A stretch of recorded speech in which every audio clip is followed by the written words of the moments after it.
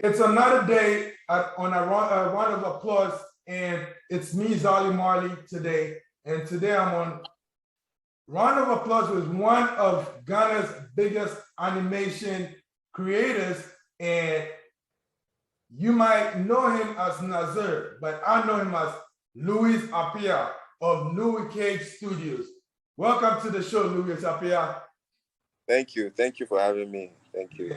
It's been great watching your works. It's been nice, knowing that you have been able to reach a certain pedestal in life just by drawing and making people happy with your work.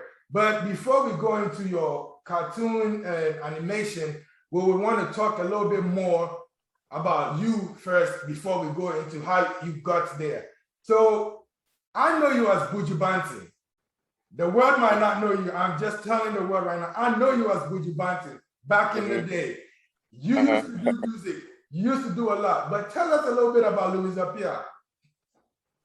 Okay, well, everybody knows me as an artist. With my drawing skills, of course. I went to school in Agri Memorial.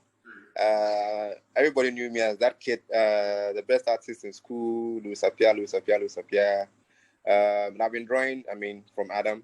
You know that. Yeah. I'm a professional graphic designer. Right. People actually didn't know that though. They actually know me as the animator. Everyone knows me as LOUICAGE, the animator, but I am actually a professional graphic designer. I studied graphic design in school, in a university. So I just delved into animation. I think mid 2014. Yes, but professionally, I am a graphic designer. I still do graphic design, depending on the client. Right. Yes. Like you said, I'm still not going straight to NAZIR because I know I want to know NAZIR now, but before I still want to talk to Buju Banton, aka Louis Appiah. So you are a multi-talented person. I can tell you that. I know you personally, and I can tell you're multi-talented. You can sing, you can rap. And why did you not choose to go that route, but end up doing graphics and cartoons, although you know how to draw? Good question. So, let me just take you back, though. Back in senior high, when I went in the first year, I had two of my colleagues who were already into the artistry of raga, dancehall, and they were doing it, getting all the applause and accolades, whatever you may choose to call them. And I was just there, laid back in the corner, watching them, and I'm like, man, I've been listening to these Elephant Man and Sizzla Kalonji and all these people, way back from primary 6, primary 5, and this isn't what it sounds like, it doesn't sound authentic, so, well, should I jump in? Or I might as well just jump in. So I did. And I had huge applause for that. That's where I got the name Buju Banton. From senior high school, Agri Memorial. And so, after school, of course, I still had immense passion for my art, my drawing skills. And I moved into graphic design. And through that, I was privy to the industry through Yvonne Nelson. Through the graphic design, yes. But for the music side, I felt a bit relaxed because there are people doing it. Like they're doing it. We have the Shatter, we have the Stone, and back then we had the Sonny Ballies and all that. So sometimes. When I engage with my the old school mates, some of them ask me, Charlie, what's up? Charlie, why are you the music to you, dog? Charlie, back in school, I'm like, well, yeah, a dog, but it's not that easy to just close that chapter, because I turn on the telly and the MTV Base and all those people and all these people trying to speak parts by a dancer. It's you know what I'm saying? Yeah. But let's just see. You and I both don't know what the future holds. Oh, I know. I will hear something from you very soon. You know, yeah. I mean, recently I just threw a question to my old schoolmates. I mean, hey, like, you guys think I should go back to my music talent? And we're like, yeah, why not? I still get. Even to this day, I still get calls from my senior high school mates. Like, what's up? Like, yo, when are you? I mean, yeah, we know you. I mean, you've achieved great success with your animation, but what's up with music? And I'm like, I don't know. I mean, I feel I have friends who are doing it now, and I'm blessed to call them friends because, like, they are personal friends of mine. I have friends who are doing it now. Like, Shatta is doing amazing, putting us on the map. Stone is doing, you know what I'm saying? So I'm like, well, I can just sit and watch them take it. But you know, sometimes I turn on the telly and I see these new kids, you know, trying to. And I'm like, oh, man, you know what I'm saying? Yeah. But let's see. I mean, you never know. On this note, I would say big up to your big brother Sly, wherever he is. I say Papa Sly. He introduced all of us into all this. You know, back in the day, I know, right? Pastor Joe and them, when we used to be kids, that was when we seen music, because that's what we used to hear. The you know, they be playing, and you like, Sly, man. That was big up Sly for wherever you are. And I hope you see this video, because big ups to you. You've been a great impact to our lives. Now, we will come to NAZIR. Honestly, the first day I seen a little skit from NAZIR, I was marveled. I was like, wow, I knew he could draw, but I didn't know he could take it this far. So my question is, how did you get into animation? You said you did graphic designing. How did you get into animation? Okay. So back in 2013, I was pitched by a company from Dubai, and I mean, I was working with them in Dubai for some time, and then my boss, William the boss, wherever he is, like, shout out to him. You know, very, very, very challenging man. Like, I've never met anyone like him before. You know, he was my boss, and he one day just came up to me and like, yo, Louis, I won't make you animate my logo, give me giraffe. You know, I won't make my giraffe walk. And in my mind, I'm like, this man, you know, I don't animate. I'm a professional graphic designer. That's what I do. That's what I'm paid for. I mean, everyone knows. Why are you asking me to animate your logo? I mean, that's all. That was all in my mind, right? You know, and he knew I wasn't an animator, but he knew I couldn't just accept. Like, I was very challenging. You know, I would want to accept every challenge that was being thrown at me. Right. So I was like, okay, I will try and do it for you. I was like, yes, I'm giving you 3 months to, you know. I mean, so that means he knew I wasn't an animator, because why would you come to an animator, ask him to animate your logo and give him 3 months? Right. You understand?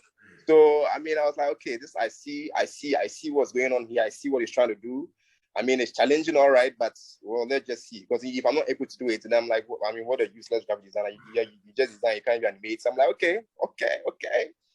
So I went on YouTube and watched a couple of videos. I think I watched about, let's say, 2 videos for about 15 minutes, and that was it. And I went home, took this logo, and fast forward the story, I made it work the next morning. And I went to call him. I'm like, boss, your giraffe is working. You know? And then he was like, okay. And you know, for William the boss, I mean, to impress him, it's quite a big deal. You know, it's almost as difficult as pulling a strand of hair from your nostril. It's very, very difficult. You know what I'm saying? So he came, and then he was like, okay. I mean, there were people there, and I know William won't, yo, what's up, white? Yeah, you forced. No. He won't say that. He called me to his office later, said, yo, you forced. I'm like, wow.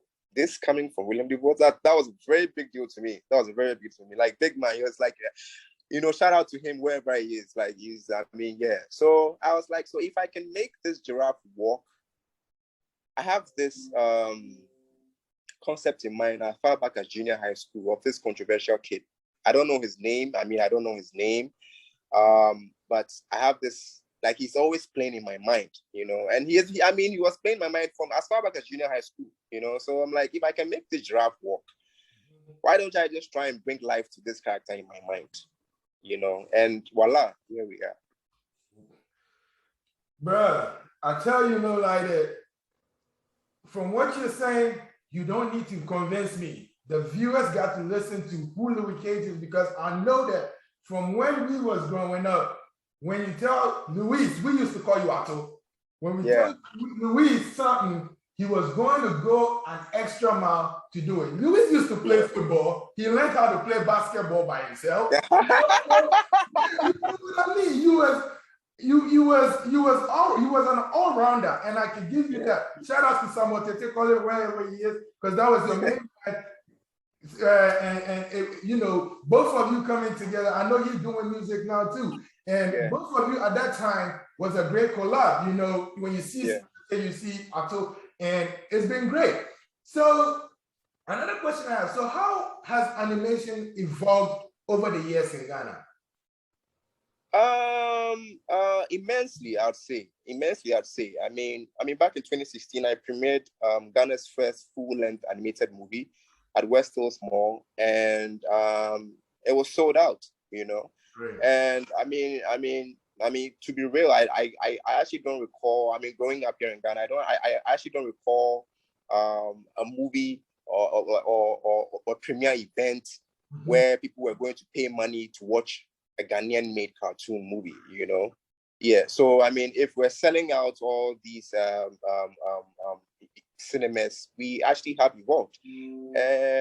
I'd say when I started, I usually like to call myself the scapegoat, or our generation of animators, the scapegoats, because now we have these corporate bodies engaging animators to use the medium to advertise whichever product or brand they're selling at that time, you know. So I feel animation has really evolved. When we started, they didn't really get it, you know, like, why should they pay this amount of money for animation? But I mean, now they keep coming because they know the power of animation. They've seen the impact that it has, you know, on animation. So yes, I would say immensely, greatly, we have evolved.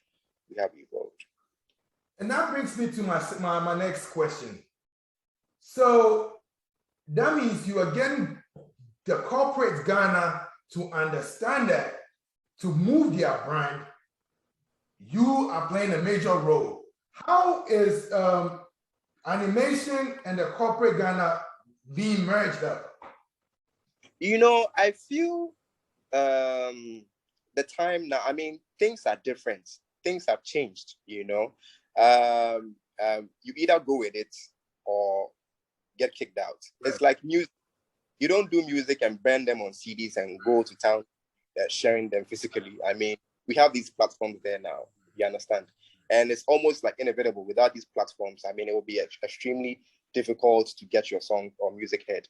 So animation is the new thing now. It has been a new thing since, but I'm talking about Ghana, you know. Animation is the new thing now. And then, I mean, I feel they are really patronizing it, you know, really as compared to before. You understand? Yes. I mean, the only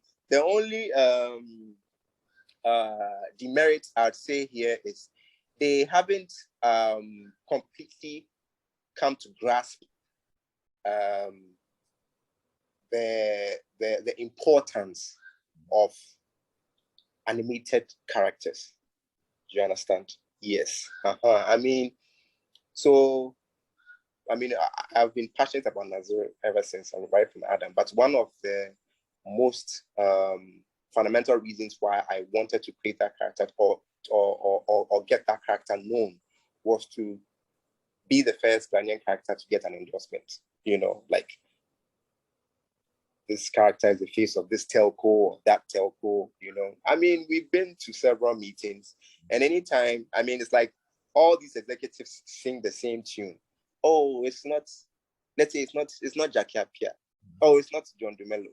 You know, you want the real people, you know. Why should we pay this amount of money for a cartoon? You know, we want someone we can see and feel. I mean, I understand. I mean, there are reasons, but I mean, we've seen Tasmanian Devil, we've seen Bugs Bunny, all these characters used as icons to to promote brands, like very huge brands. You understand? So we haven't gotten there yet. We are still on the road to immense, involvement, but we haven't gotten there yet.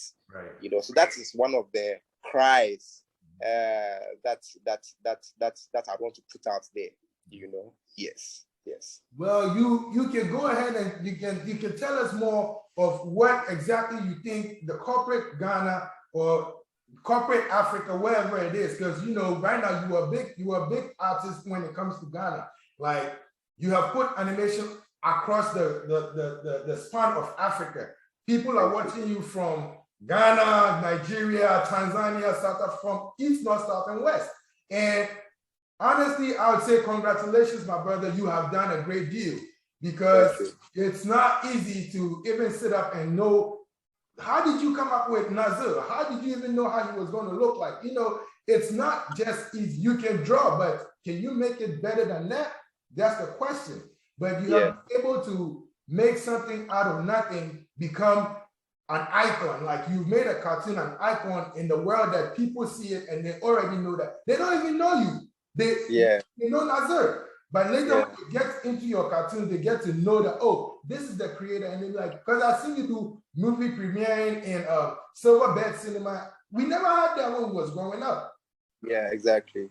We never had that. So I'd say congratulations, my brother. You have done a good job. And I will always be proud to tell anybody that I personally know you, because that's how we got to do. So thank you. Now I got another question.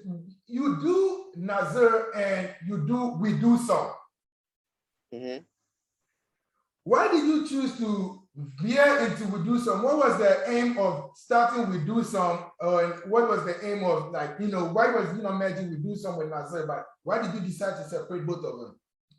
I think at that time, I'd say about 3 years ago, there was this catchphrase everywhere: Charlie, you do all, you do all, you do all, you do all, you do all.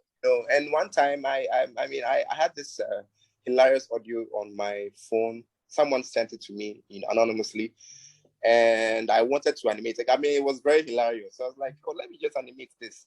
And I was feeling so lazy, because drawing, the NAZIR style of animation is actually, quite some work, So like, am I now going to draw these characters and all these backgrounds? No, man, I'm tired, man. Let me just create stick figure characters, so they can, they can act this scene out. So I created these characters, and then I put it out there.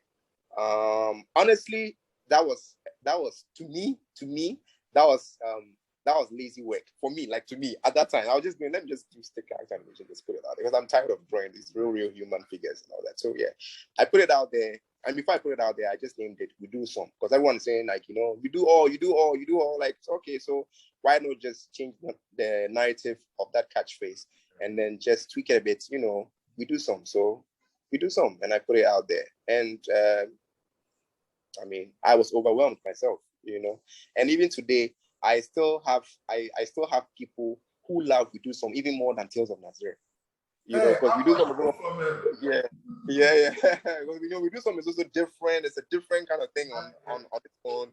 Yeah. So that's how come I came up with We Do Some. Yeah. Right. And you see, when you started, you was not politicizing issues, but you was being real with what was going on the ground.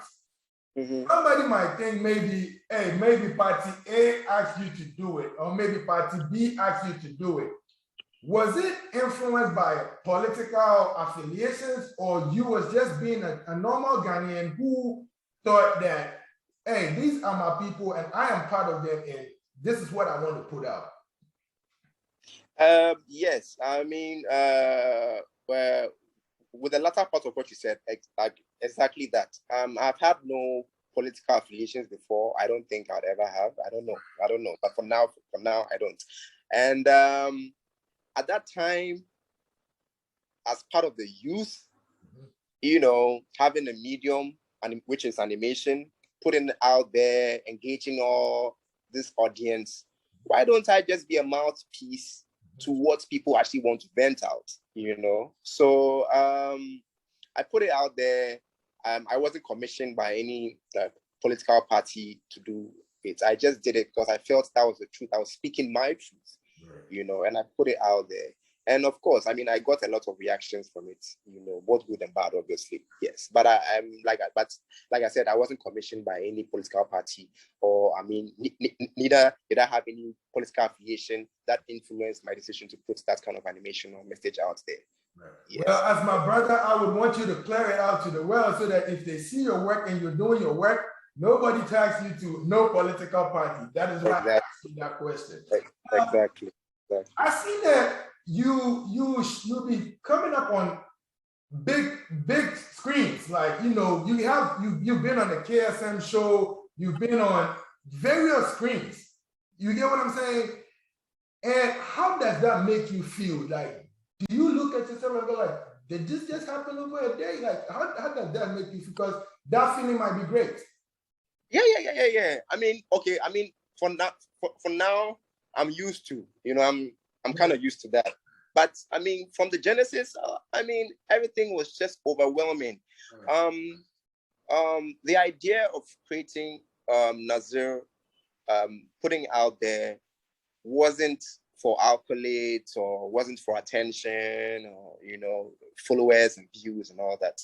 I was just putting out there for my fans, and my fans, I think I had a fan base of about 60 at that time. And they were my cherished 60 fans. I didn't care about the numbers of views, and I just put it out there.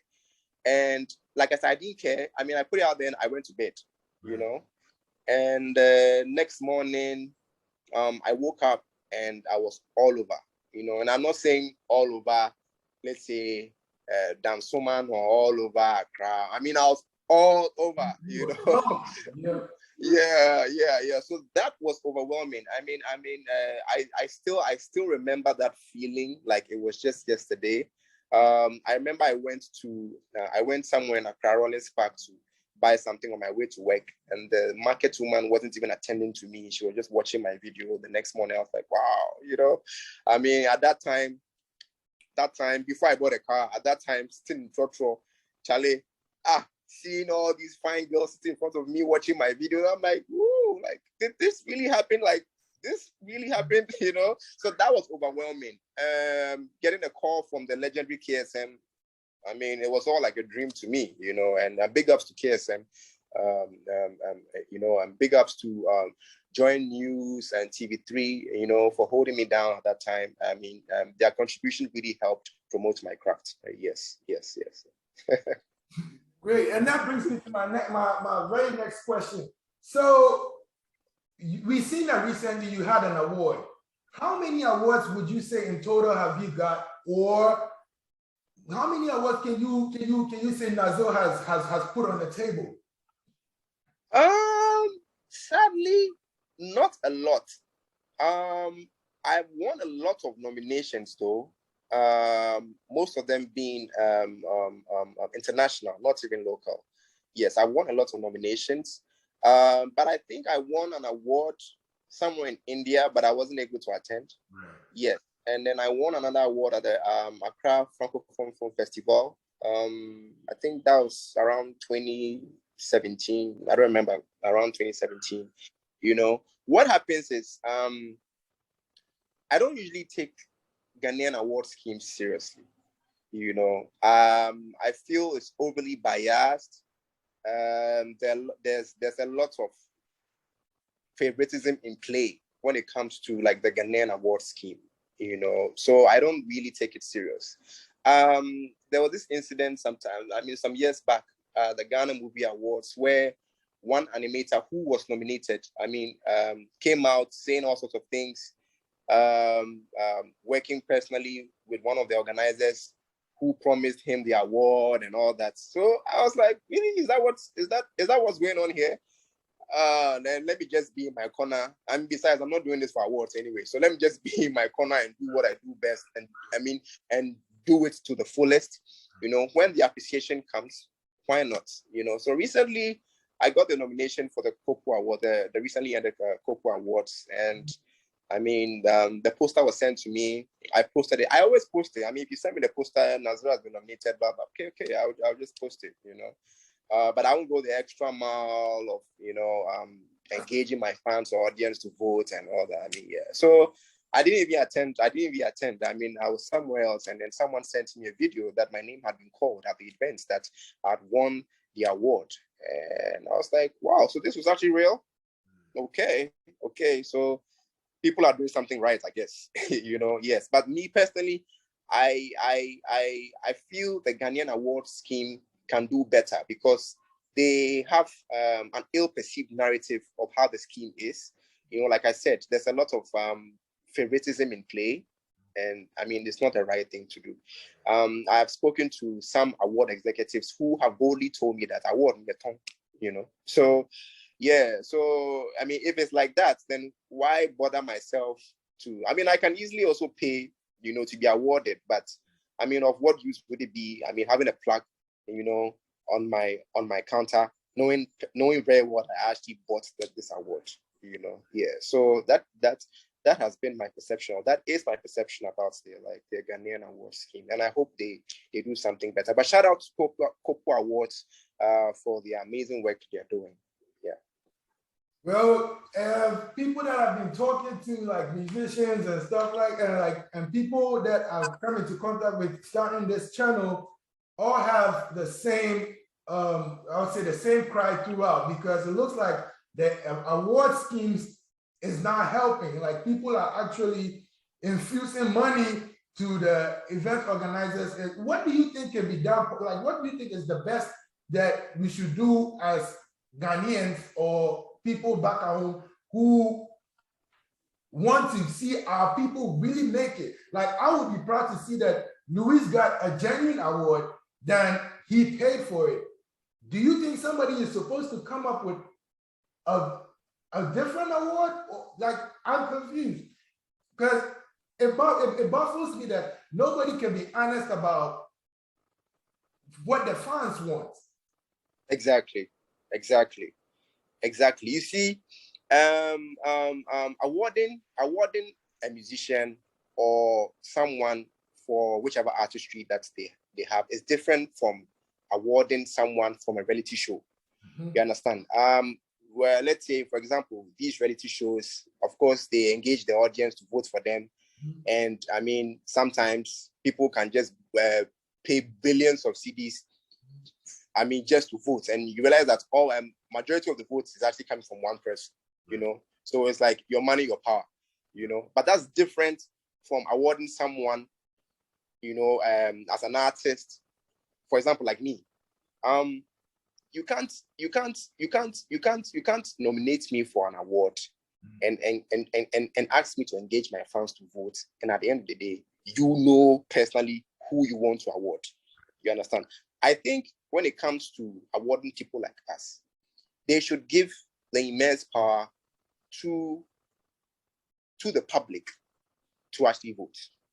You understand? I don't know the criteria they look at, you know, to conclude on who to award, but I feel they should be candid and fair, honest about the votes, and they should actually give the power to the masses or the public to vote for the artist. You understand? And kick out the favoritism and selling of awards, and you know. But you know, here in Ghana, people actually act like they eat awards, you know. So yeah, I mean, for me, I mean, I've been a real youngin from Adam, and you don't really worry about so many things. Like I'm not bothered at all.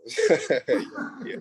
So that brings me to your recent cartoon that you just released. That is NAZIR in Jamaica.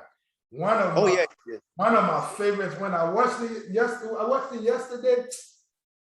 But I could tell whatever NAZIR was going through, because I could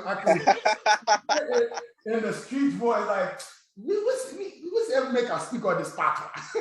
I know, right?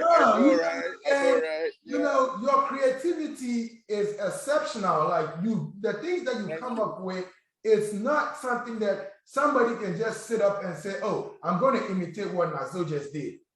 Because whatever you do is different. You don't always, your cartoons are not boring. Your cartoons are not, it's engaging. You would want to watch the next episode when it comes out. So how did the whole NAZIR in Jamaica, how did the whole thing start? Okay, so I was having a conversation with Stoneboy, and you know, Stone and I already have an episode. You know, I don't know if you've seen it. NAZIR, the telephone booth, London, but I mean, Stone is known for his genre of music he makes, which is, you know, dancehall, and of course, it has a great affiliation to Jamaica, you know, and the patois, and then so I was having a conversation with him, and I think our next episode should be about Jamaica. You know, people should hear you speak patois. People should hear me speak patois. You know, like it should be about Jamaica. You know? And then he was like, okay, cool. So I spoke about the weed thing, and he was also trying to educate me on the merits of weed.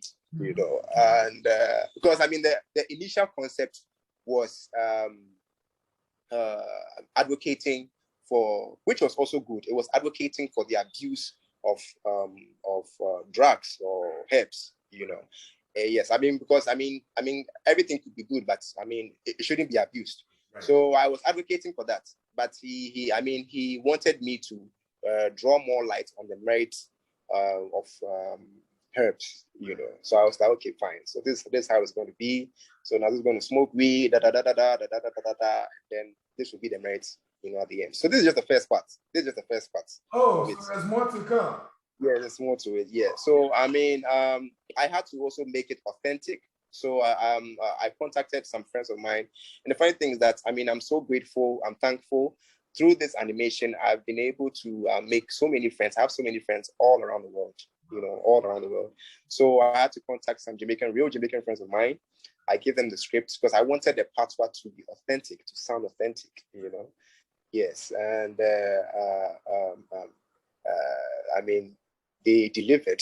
You know, I sent the audio to Stone, and he was like, "Wow, like Charlie, where I go get these patois people from?" I'm like, "Oh, don't worry about that. Don't worry about that." Yeah, and then he asked me, "Am I also going to speak patois?" And I was like, yeah, I'm actually going to speak patois. So he was wondering how I was going to go about it. You know, yeah. But I mean, like you said, you know me. So speaking patois shouldn't be a big not at all, my brother, not at all. Yeah. See, I'm very excited like when I see people that we all started make it in life, because that was the aim when we was growing up. Like, you know, we used to sit around and then we used to talk about things that we wanted to do. And honestly, some of us are doing it, some of us are still trying to get there. But you know, we are all proud to say that, hey, you have done it, and then you have done a good job. I'll keep saying all through. Now, thank you.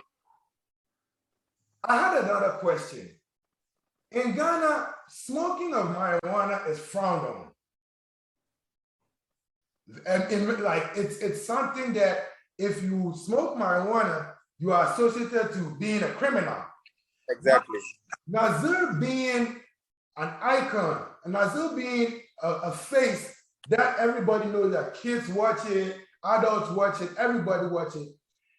Did it baffle you that you was going to end up fighting, or you was going to end up having to explain yourself because of the social norms of Africa, or like Africa or Ghana? Because for me, watching the video is a cartoon. It's funny. It says real stuff. Because listen, to our viewers out there, if you don't smoke marijuana, you smoke marijuana. The way NAZIR was feeling on your first time might make you feel like that. He's seen people. He's seen a dog look like a lion. Mm-hmm. That is not what. If it's not for you, it's not for you. But that does not mean that people cannot do it. Exactly. You know what I'm saying? So when you prepared for the class back, or you didn't bother about it? I mean, of course, one good thing too that I have come to learn. Popping up in the limelight is no matter whatever you do, whether good or bad, there will still be backlash. Right. But NAZIR being a character that has a lot of following from the youth, especially. If you watch the video, it was speaking about the abuse of it. You know, I mean, herbs could be good. It may have its own medicinal purposes, but no matter how good it is, if abused, could be a huge demerit to the person. So that was what the video was about, advocating, against the abuse of drugs. Yes, and to that end, which would be the continuation of that video, we will shine light on the merits of herbs. Right. Great. Because, like I said, we having an exclusive interview with you today because I am going to fish everything out of you so that you can, when they hear it out there, they know that, hey, he didn't make NAZIR smoke weed, but hey, this is the reason why, because somebody might not be able to ask you this personal question. Yeah. Now, to one of your major works that is about to come, that's Efotoli. Yeah.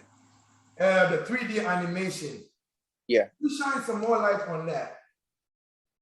Okay, so Efotoli is, like you said, a 3D full-length animated movie, which is actually going to be my first 3D movie that's, I'm making, I would say we're making from LOUICAGE Studios.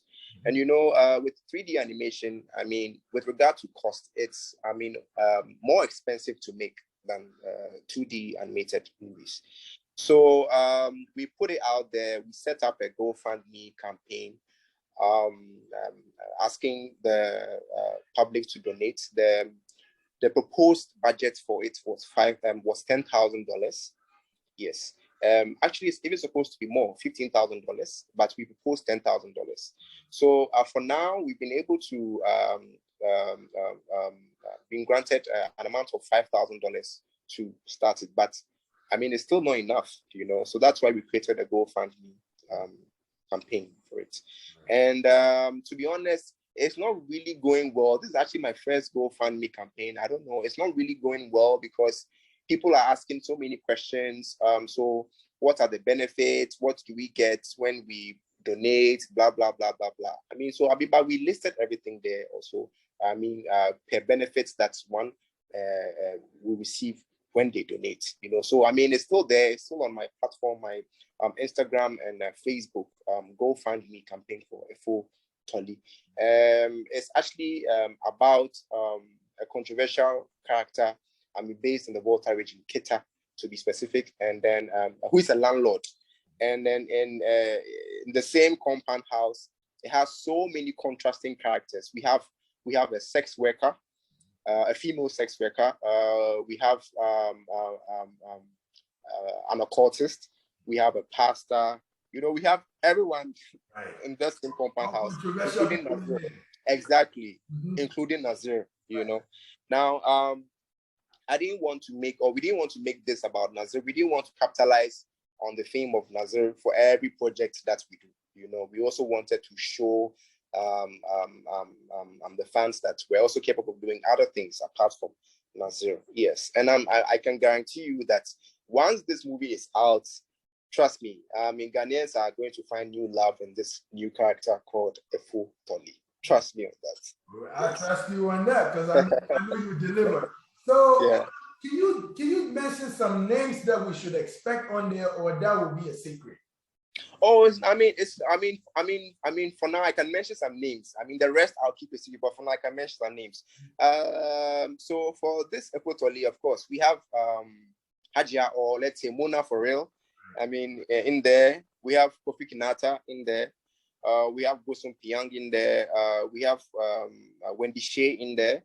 Yes, we're currently talking to Fela McCaffrey, but I can say we have Fela McCaffrey in there as well. We have D Black in there. We have a whole lot of people in there. You have big names in there. Yeah, some heavyweights. That's why that fascinates me about your cartoons, because you are not doing voiceovers with you're doing voiceovers with celebs, and that's making it even more authentic because when you hear this person talk, you be like, oh God, look at it's Bosom Pignon. It's like you put Stoneboy and Shatawale in the Tales of NAZIR. Shatawale just popped up and said you be smoker. Like, you have brought the beauty of unification because everybody knows that Shatawale and Stoneboy have a little friction going on. But when it comes to cartoons, they're both on the same platform. How are you doing that? Did you talk to Shatta and tell him that Stoneboy was going to be on there? Or like, how did you do that? Okay, so I don't know. Okay, well, like you said, there's a bit of friction in the eyes of the industry. Right. Yes, but among them, I mean, there's zero friction. Right. I know these two people personally, so I know what I'm talking about. Right. But I don't know if I'm supposed to say that's probably because of showbiz, but in the eyes of showbiz or in the entertainment industry, there is supposed to be friction. Right. Yes. I spoke to Stone about it, and then I spoke to Shatta about it, and then they were like, okay, cool. I mean, no problem. I mean, they had no problem because not at all. Yes. On NAZIR says there's no friction. It's not for there's sure. No friction. There's no beef. Yes, on NAZIR says there's no friction. Exactly. Yeah. No, like that's why I asked that question. Like when it comes to NAZIR said there's no friction. You can be a fan or a follower of Shatta, you can be a fan of Stoneboy, but on NAZIR, there's no friction. Big up to Shatta Wale, big up to Stoneboy. Yeah. Two of the greatest artists in Ghana. We are saying congratulations too, because you're putting Ghana on the map. All right, NAZIR. So before we go, I think we didn't cover most of the recent things that you've been working on. We didn't talk a little bit about your past and all that. I just want you to do one thing. I still want that Buju Banton freestyle though. Oh my goodness. Okay, so let's just say I'm adding more icing to the cake. Okay. To present it soon. Okay. And I mean, I've been out of this for quite a minute. So probably my freestyle I'll give could be a verse in whichever project I'm trying to bring out. So, so for now, I'll just let sleeping dogs lie in that regard. Okay, Buju Banton.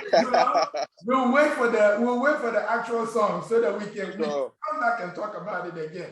So talking to you, my friend Louis, and I would always want to have you on my show anytime you want to premiere something, anytime you want to talk about something. Thank you. You're always welcome to Round of Applause. You know we got our contacts. Just hit me up and you will always be on here. My focus is to shed light and support the people that are making it so that thank you very much. It's all about support. If I support you today, I don't know when I might need support, and you might be one that will support me. So this is all about love, and it's all about spreading kindness, like I always say. So my brother, it was nice talking to you, and I hope to see you on the other side when everything happens. So see you next time. And it was Charlie Marley on Round of Applause, and we was with Louis Appiah today. NAZIR, like you know. See ya.